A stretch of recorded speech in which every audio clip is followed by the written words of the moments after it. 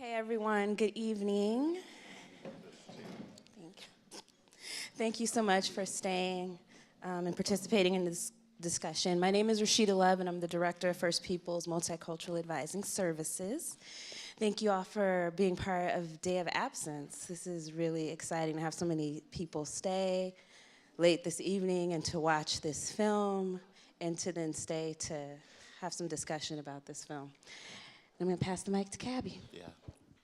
I just want to say, and I'd like for you to stand for a moment, please.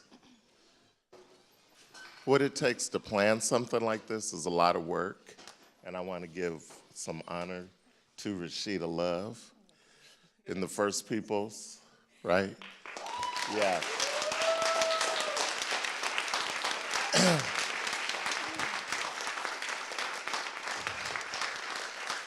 Yeah.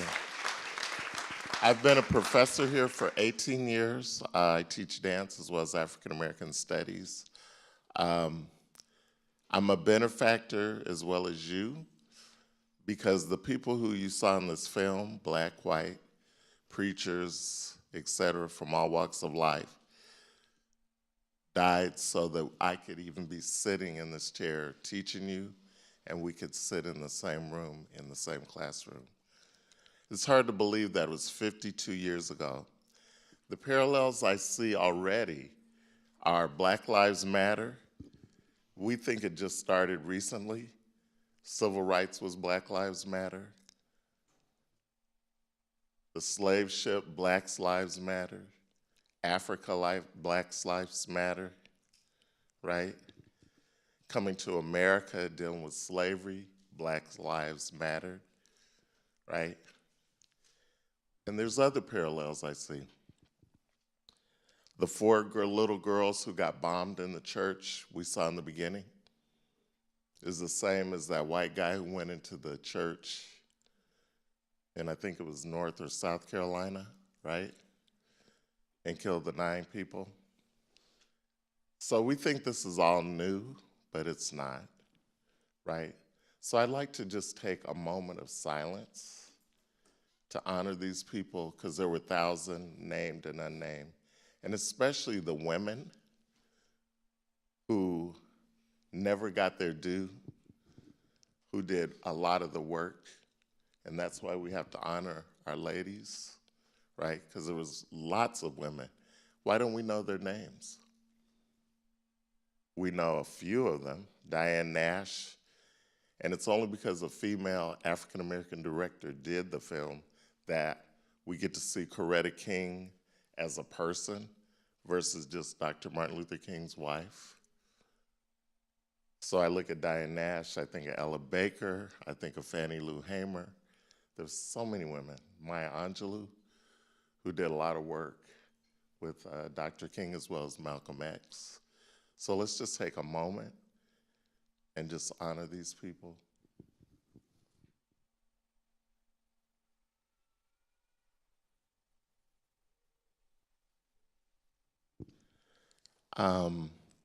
So I'd like to open up, I'm just thinking about the civil rights movement, and I was around at that time. I was a child, but just remembering all the deaths that occurred, Kennedy's death, Malcolm X, Bobby Kennedy, and of course, Martin Luther King. So after this particular situation, in 1965, 3 years later, Martin Luther King was executed, right, assassinated. And it was like a couple of days ago, which would be March 4th, right, 1968. Do you have any specific things, questions? There's a lot going on in this film, too. You know, no, I don't have any questions right now. I'm really just processing. Okay. I saw this film when it first came out, and when we were kind of discussing what would be a good film for Day of Absence, we decided on this, and I forgot until I was watching it, like, how much I felt while I was watching this film and how relevant it felt and how sad it felt so relevant in 2016. Where I felt like when he was talking, I was like, all this applies today. He could be talking right now about our current political situation. And that is so sad to me. So, yeah. And I was thinking about quite a few things. I took a lot of notes because I saw the movie when it first came out, and of course I couldn't remember a lot of stuff, but I knew the actual situation.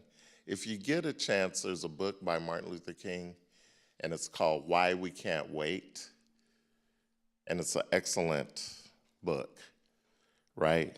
I think it's probably out of print, but we probably have it in our library, or you could get a paperback copy at a used bookstore, or just order it, right, through one of these, Amazon, one of these people. But I think it's really important in terms of he looked at what had gone on with black people from, once again, Africa to the present, and he said, we can't wait any longer.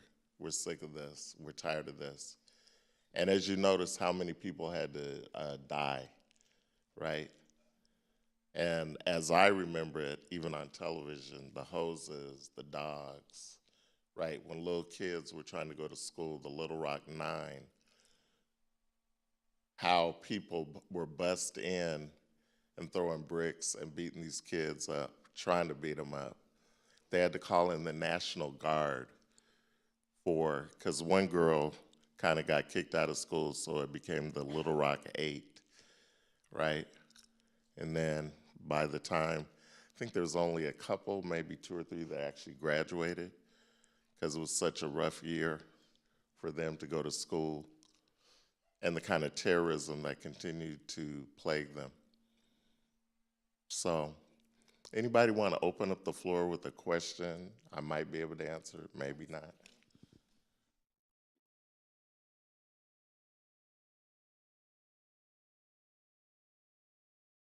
Bell Hooks, who's a black feminist, and she says white supremacist, capitalist patriarchy.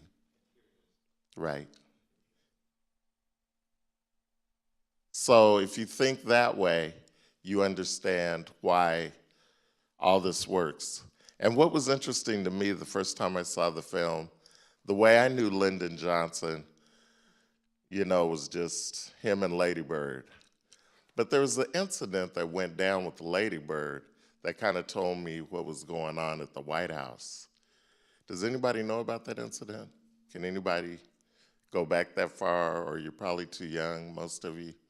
But there might be a couple of people in here who were around when Lady Bird got, do you know what I'm talking about? Eartha Kitt was the only black woman invited to tea. She was an international singer, sang in 40 different languages, acted all over the world. She was a dancer, singer, actress, quite well known from the 50s till she died a couple years ago. What happened when she went to the White House as the only black woman?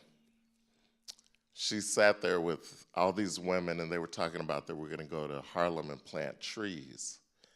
And she said, what? Because she had grown up in Harlem, right? She had started in the South, but been kind of transplanted into New York because of her life. So she was like, plant trees, people need food. And so she got a little carried away for a tea party and to be the token Negro, as she would have been called at the time. So she talked about what should actually occur, and then she had the nerve to talk about, and tell your husband, by the way, to get our boys out of Vietnam. She did not work in America for 10 years. This is from 1968 to 1978, right? She was Catwoman on Batman, maybe. She had to work. Thank God she spoke so many languages so she could work at it. Huh? Yeah, but that came in the 80s. Yeah. Yeah.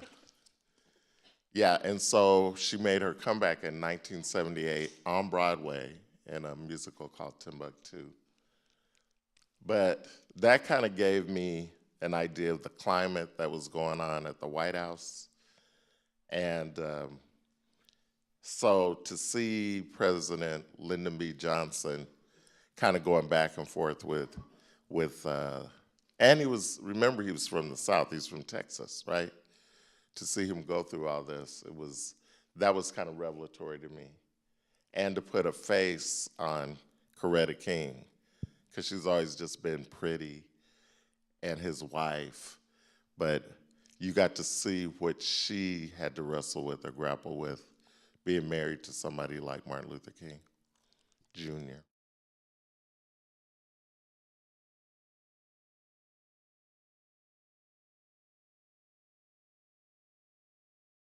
I think what people fail to realize is that he is a real person. He's a real presence. He's a real man, right? And so he might have those proclivities, you know. He might, do all kinds of things. I thought about the person, how many people know who Bayard Rustin is? Good. Bayard Rustin, who was the architect for the March on Washington in 1963, was a black homosexual. The reason you see him kind of in and out of the film because people were so homophobic and so misogynistic at that particular time that it was all about the men, right? So Bayard, even though he galvanized the 1963 March on Washington, they said to Martin Luther King, if you let this man come on stage with you or even be around you, we will say that you're having a relationship with him. That's how funky it got with the people he worked with, right? And how they excluded him. But he was the one with all the connections. He was the one who planned like how the buses were gonna get there, what food they were gonna eat. He had connections with Jewish folks, all kinds of people, all walks of life in America. And this is why this was able to occur, the March on Washington. So it's just interesting to me how he was also played. You saw him on the phone a couple of times. I don't think I'm in a circuitous way, I'm trying to answer your question. Yeah, but I think any person, and it was said in the film, he said, all I want is to go to have a little church somewhere. He got put in this position. A lot of times that's what happens. It's not by choice, right? And the next thing you know, you're there, and what do? You either take that position, and then he knew he was gonna get killed. Towards the end of his life, he became a little more like Malcolm X, and Malcolm X, as you saw in the film, became a little more like him because Malcolm X had gone to Mecca and changed his mind about a lot of things. And Martin Luther King was getting pissed off. So they were saying, you could do the civil rights thing, Martin, but don't try to do anything. And he was like, no, the war on poverty, we got to get our boys out of Vietnam. And he was dealing with all kinds of crazy, you saw how crazy these people were, right? And we're just seeing them in a film. Can you imagine? Put your body in that space for a minute. And even the white boys, who happened to want to help Martin Luther King, you saw what happened to them, right? So it's a perfect example of that kind of violence. But it's still alive and well today. So when I saw the Trayvon thing, when I saw Eric Garner, when I saw all these people, does it surprise me? No. Yeah, please.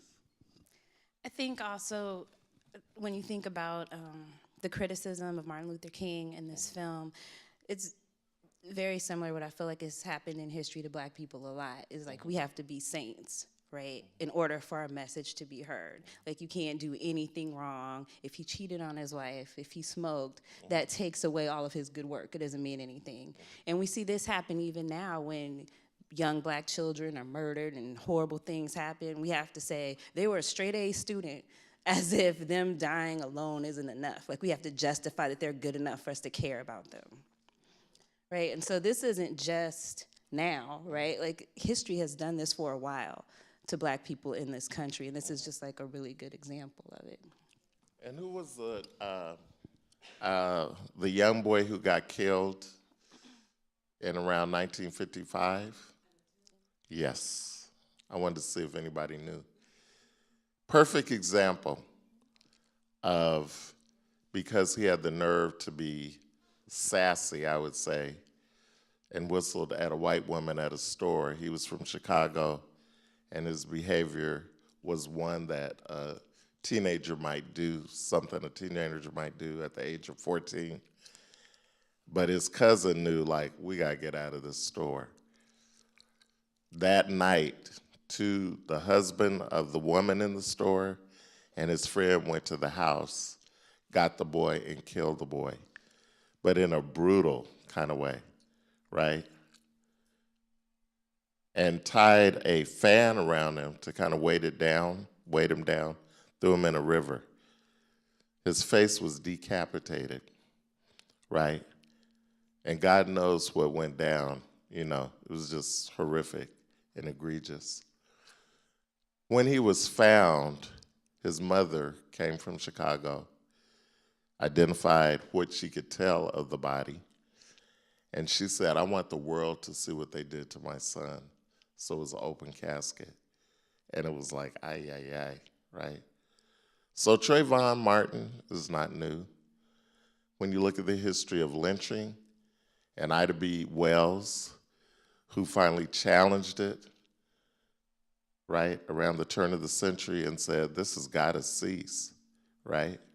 This has been going on for quite a while, right? So Black Lives Matter, I go, this is true, but this has been going on since Africa to the present, right, with different movements.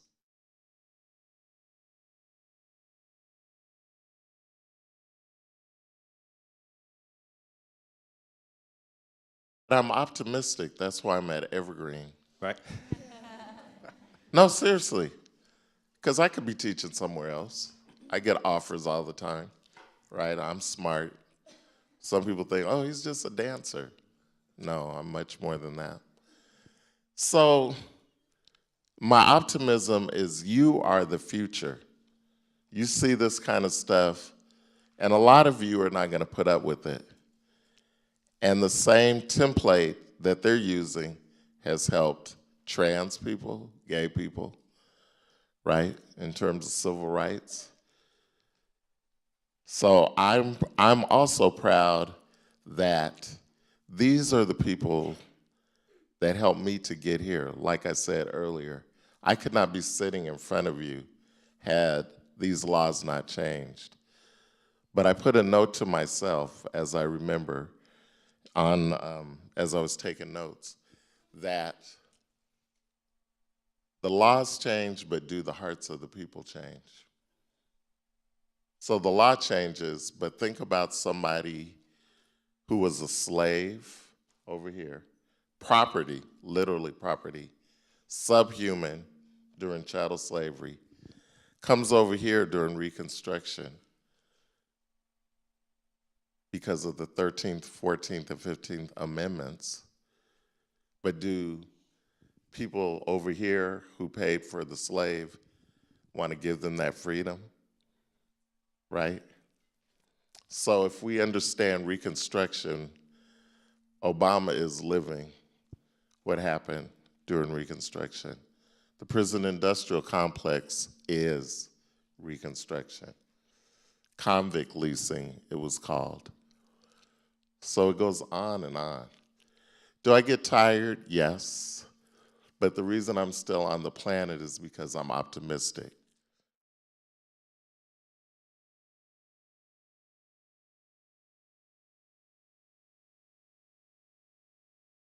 I don't know if anybody saw last night, it was Race, Something and Democracy on Channel 9. But the mayor was there was a spoken word person, woman, a black man and a white lawyer. And a lot of this has to be dismantled and deconstructed, and we get back to white supremacist, imperialist patriarchy. A perfect example is Donald Trump. I mean, come on. And everybody's like, oh, how did he get so far with his dogma? Yeah, right. So until that is dismantled, but I also think sexism, racism, capitalism, they all play into each other. Please.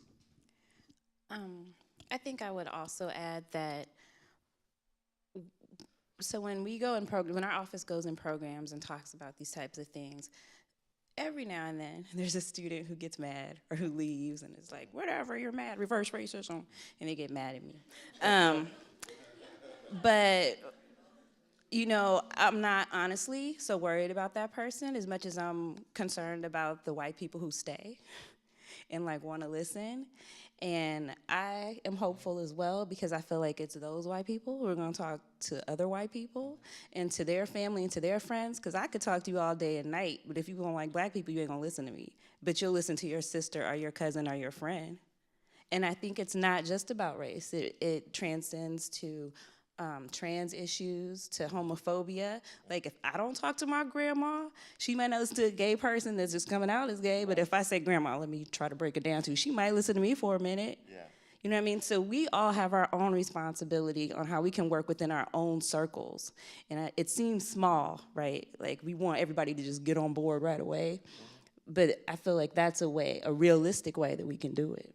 Thank you.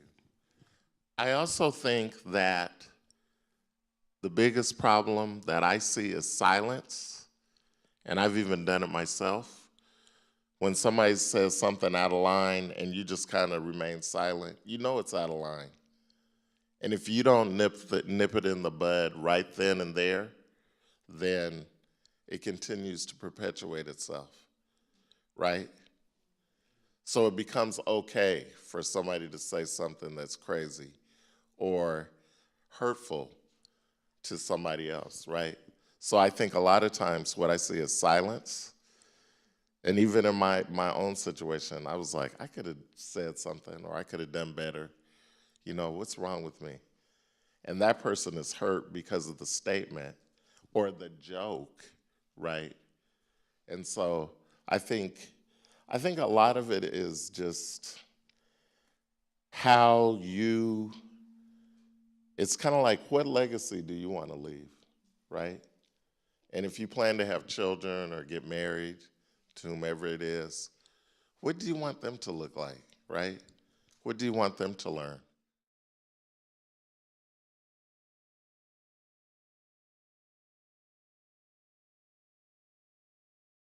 You brought up two really important things, and one is language, how language is used, and I would like to think, especially Evergreen students, that you're critical thinkers. So you think about what you say and how you say it. The other one is privilege, because when I think of middle class, I think of privilege, that word, that I can just maybe throw my language around because I don't really have to think about how it offends people, what they think about me, because usually I think pretty much I'm highly, and not me, I'm just saying most people that I know have that kind of privilege. They don't care what they say a lot of times.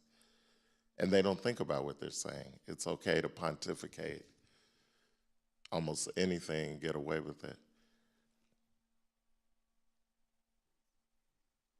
I would also say about the language piece that I think that's what holds a lot of people back, especially in talking about racism, sexism, a lot of isms. It's like you feel like you don't know every theory, you don't know all the names to drop, so you feel like you can't say anything, and you don't need to know all that. You just need to disrupt it. If you're in your seminar, I'm gonna throw out seminar because it's where it happens a lot of the time. If you're in your seminar and somebody says something ridiculous and you don't know exactly what to say to them, just be like, let's stop. Let's just stop for a minute and let's talk about why you said that. Like, what did you really mean by that? What are you really trying to get across? Like, make some space for that. You know, you don't have to be like super well versed in everything to make some change happen. You just have to be the one willing to try to interrupt the situation. This is, yeah. And you saw it in the film. Like I said, half of those people died, got beat up. We'll never know their names, right? But as you said, the disruption, right? It was inconvenient for them to march, and the police had to come out. And they would get mad because why? Nonviolence, right? If they would have fought back, then they could have said, well, look what they did. But that one time they're praying and get beat up too, it's kind of ridiculous.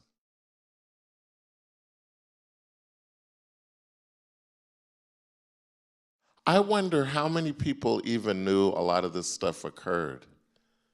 How many people this was like new information? Because if you didn't grow up in this era, all of a sudden it's like, what? People actually acted like that, right? Or when Oprah Winfrey, as her character, went to register to vote, and it was kind of like she had to recite the preamble, so she did. Then it was like, how many county people are there? 67. Name each of their names. And just that hostility on a regular basis, right? What that does to one's body and one's spirit, and to have the conviction to still go out there again and march and fight. And I thought about the bus situation. This is how foul it used to be for people of color, black people. First it said Negro or colored, and there was 2 or 3 seats in the back, right? So you get on the bus, you pay, and then you get off the bus and have to go through the back door and get on the bus again. Now, if a white person even wants a seat where the black people can sit, right, or the Negroes or colored people at that particular time, you had to give up that seat. And that's why Rosa Parks is so significant. Because she said, I'm tired, I'm not giving up my seat, right? So imagine a year and 1 day, the bus strike went on, right? Where people had to walk to work in the rain, whatever kind of weather, carpool, right? And when they saw they were losing too much money and that we weren't going to relent, they finally had to change the law. So I think it's magnificent in terms of my history, and that's what I'm proud of, is to know that there was that kind of fortitude. But we also need the allies, right?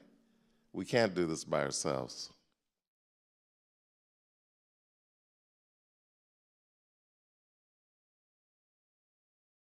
So, my take on what the president was saying in this film when he was talking about white consciousness is really more about white guilt, right? And he felt bad, is what I got out of it. I mean, he did all this because he was pressured by Martin Luther King and he really have a choice, not because he felt like it was the right thing to do, because he could have done that a long time ago if that was really how he was feeling. I think what Robin DiAngelo was talking about is a little different because it starts with awareness, right? So it's not just feeling bad because you have some privileges. It's like deconstructing why you have privileges and then trying to change it that way, which is a lot more work than just feeling bad. Kind of like Peggy McIntosh with the unpacking the knapsack. So I'll just add, since I already have the mic too, that in watching this film, the thing that I thought about over and over again was how much so many black people and so many allies went through so that we could vote, so that we can vote. And there's so many of us, black people and white people alike, who are so complacent when it comes now to voting in the political atmosphere. It's like we just don't want to do it. It's not going to mean nothing.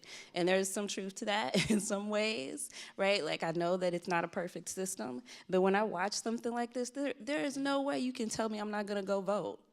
And there should be no way none of you don't go vote after seeing something like this. Just to even have a voice.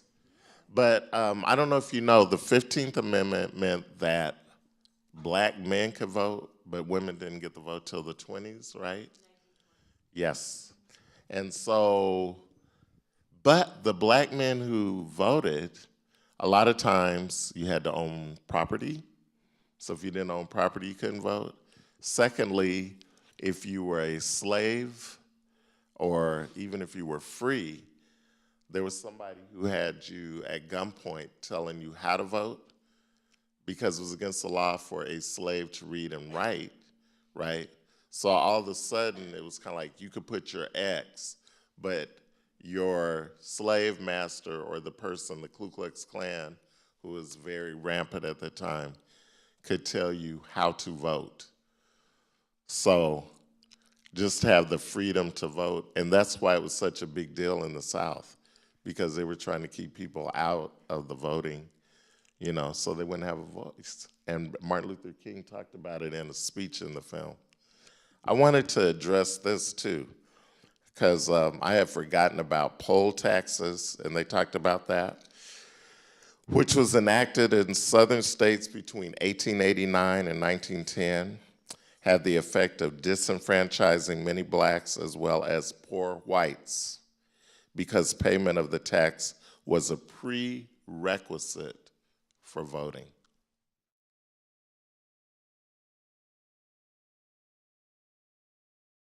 We have to really pay attention to what's going on. And where that starts is, if you know more about the Kardashians than you do about what's going on in the world, right? Which we do most of the time, because we're bombarded with all that reality TV stuff. If we know more about texting, because I notice people don't even interact anymore.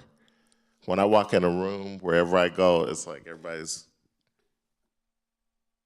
right? So for me, people need to pay more attention, and some of these things I think will come to the fore and we can actually do something about it. But I think with these distractions over here, a lot of times, these things do not occur because voting, people had screamed about it, right, in Washington, D.C., like, are you guys paying attention? And people were just kind of like, oh, I'm gonna keep texting. And what did those housewives do this week? You know, so I think we really have to pay attention. So it is 9 o'clock. It's past my bedtime. And so we want to thank you all so much for being here and for staying and being part of this conversation. And we hope that you come out on Friday and participate in Day of Presence events. The schedule is online, and there'll be several more events in this space. So thank you for coming. Have a good night.